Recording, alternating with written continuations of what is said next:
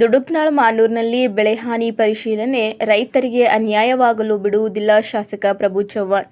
ಮಾಜಿ ಸಚಿವರು ಹಾಗೂ ಔರಾದ್-ಬಿ ಶಾಸಕರಾದ ಪ್ರಭು ಬಿ ಚವ್ಹಾಣ್ ಅವರು ಔರಾದ್-ಬಿ ತಾಲೂಕಿನ ದುಡುಕ್ನಾಳ್ ಹಾಗೂ ಮಾನೂರ್ ಗ್ರಾಮಗಳ ವ್ಯಾಪ್ತಿಯಲ್ಲಿ ಆಗಸ್ಟ್ 24ರಂದು ಸಂಚರಿಸಿ ಮಳೆಯಿಂದ ಉಂಟಾಗಿರುವ ಬೆಳೆ ಹಾನಿಯನ್ನ ಪರಿಶೀಲಿಸಿ ರೈತರ ಸಮಸ್ಯೆಗಳನ್ನು ಆಲಿಸಿದರು.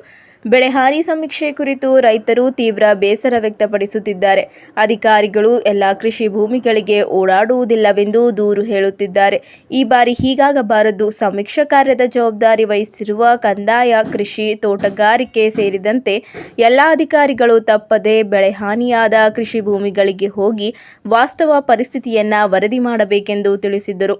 ದುಡುಕ್ನಾಳ್ ಸೇತುವೆ ನಿರ್ಮಾಣ ಕೆಲಸ ಸ್ಥಗಿತಗೊಂಡ ಕಾರಣದಿಂದಾಗಿ ಪಕ್ಕದಲ್ಲಿ ನಿರ್ಮಿಸಿದ್ದ ತಾತ್ಕಾಲಿಕ ಸೇತುವೆ ಮಳೆಯಿಂದ ಕೊಚ್ಚಿಕೊಂಡು ಹೋಗಿದ್ದು ಯಾವುದೇ ವಾಹನಗಳು ಗ್ರಾಮಕ್ಕೆ ಬರಲು ಸಾಧ್ಯವಾಗುತ್ತಿಲ್ಲ.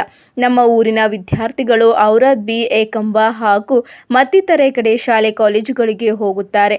ಸದ್ಯಕ್ಕೆ ರಸ್ತೆ ಸಂಪರ್ಕ ಕಡಿತಗೊಂಡಿರುವುದರಿಂದ ಗ್ರಾಮಕ್ಕೆ ಬಸ್ಸುಗಳು ಬರುತ್ತಿಲ್ಲ.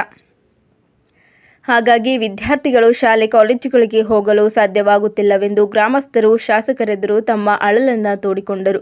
ಈ ವೇಳೆ ಸಂಬಂಧಪಟ್ಟ ಅಧಿಕಾರಿಗಳನ್ನು ದೂರವಾಣಿ ಮುಖಾಂತರ ಸಂಪರ್ಕಿಸಿ ಸಮಸ್ಯೆ ಇತ್ಯರ್ಥಪಡಿಸುವಂತೆ ಸೂಚಿಸಿದ್ದರು.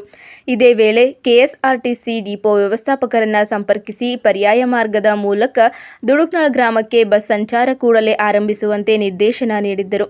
ಮಹಾರಾಷ್ಟ್ರದ ದೇಗ್ಲೂರ್ ತಾಲೂಕಿನಲ್ಲಿ ಬರುವ ಯಡಿಯೂರು ಕೆರೆಯಲ್ಲಿ ಉಂಟಾಗಿರುವ ಸಮಸ್ಯೆಯಿಂದಾಗಿ ಅಲ್ಲಿನ ನೀರು ಮಹಾರಾಷ್ಟ್ರ ಕರ್ನಾಟಕ ಗಡಿಯಲ್ಲಿರುವ ಮಾನೂರ್ಕೆ ಗ್ರಾಮದ ವ್ಯಾಪ್ತಿಯಲ್ಲಿನ ಕೃಷಿ ಭೂಮಿಗಳಿಗೆ ನುಗ್ಗಿ ಅಪಾರ ಪ್ರಮಾಣದ ಬೆಳೆ ಹಾನಿಯಾಗಿದೆ. ಬೆಳೆದು ನಿಂತಿದ್ದ ಹತ್ತಿ, ತೊಗರಿ, ಉದ್ದು, ಹೆಸರು, ಸೋಯಾಬೀನ್ ಬೆಳೆಗಳು ಮುಳುಗಡೆಯಾಗಿವೆ ಎಂದು ರೈತರು ಶಾಸಕರೆದುರು ಸಮಸ್ಯೆ ಹಂಚಿಕೊಂಡರು.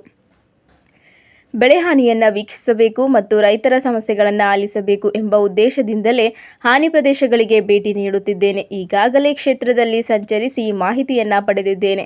ಈ ಕುರಿತಂತೆ ಮುಖ್ಯಮಂತ್ರಿಗಳು ಮತ್ತು ಸಂಬಂಧಪಟ್ಟ ಸಚಿವರನ್ನ ಭೇಟಿಯಾಗಿದ್ದು ಅಧಿವೇಶನದಲ್ಲಿಯೂ ವಿಷಯ ಪ್ರಸ್ತಾಪಿಸಿದ್ದೇನೆ.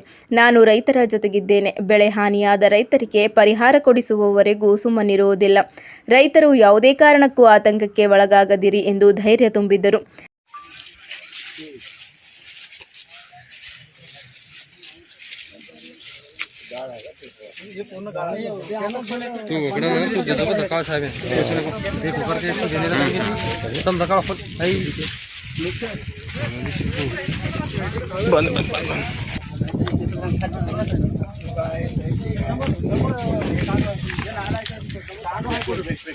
ನಾವು ರಾಪ್ಕಾ ಸರ್ಕಲ್ನಲ್ಲಿ ವಿಸಿಟ್ ಮಾಡಿದ್ದೀನಿ.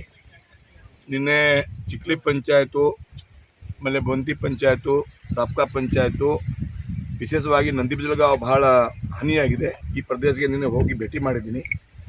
ಆಮೇಲೆ ನಮ್ಮ ತಾಲೂಕಿನಲ್ಲಿ 17-12ನಲ್ಲಿ 300ಕ್ಕಿಂತ ಜಾಸ್ತಿ ಹೆವಿ ರೇನ್ ಬಂದಿದೆ.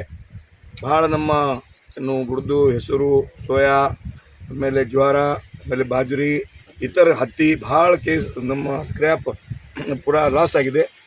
ನಾವೇ ಮುಖ್ಯಮಂತ್ರಿಗೆ ಭೇಟಿ ಮಾಡಿ ಅವರಿಗೆ ನಿವೇದನೆ ಕೊಡಿಸಿ ಆಮೇಲೆ ಅಸೆಂಬ್ಲಿ ಒಳಗೆ ಕೂಡ ನಾನು ಕ್ವಶನ್ ಹಾಕಿದ್ದೀನಿ. ಅದಕ್ಕಾಗಿ ನಮ್ಮ ಒಂದೇ ಬೇಡಿಕೆ ಇದೆ, ನಮ್ಮ ರೈತರಿಗೆ ಮಿನಿಮಮ್ 25,000 ಪರ್ ಎಕರ್ ಸರ್ಕಾರ ಕೊಡಬೇಕು. ಆಮೇಲೆ ನಮ್ಮ ರೈತರಿಗೆ ಏನು ಭಾಳ ಹಾನಿಯಾಗಿದೆ, ನಮ್ಮ ರೈತರು ಕಂಗಾಲಾಗಿದ್ದಾರೆ, ಅವರಿಗೆ ನ್ಯಾಯ ಕೊಡಬೇಕು. ಅದಕ್ಕಾಗಿ ನಾನು ಪ್ರಯತ್ನ ಮಾಡ್ತಾಯಿದ್ದೀನಿ. ಸರ್ಕಾರಕ್ಕೆ ನಮ್ಮ ತಾಲೂಕು ಅತಿವೃಷ್ಟಿ ಘೋಷಣೆ ಮಾಡಬೇಕು.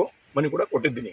ನಮ್ಮ ಸಂಪೂರ್ಣ ತಾಲೂಕು, ನಮ್ಮ ವಿಧಾನಸಭಾ ಕ್ಷೇತ್ರ ಕಮನಗರ ಆಗಲಿ ಔರಾದಾಗಲಿ ಅತಿವೃಷ್ಟಿ ಘೋಷಣೆ ಆಗಬೇಕು ಮನವಿ ಕೊಟ್ಟಿದ್ದೀನಿ.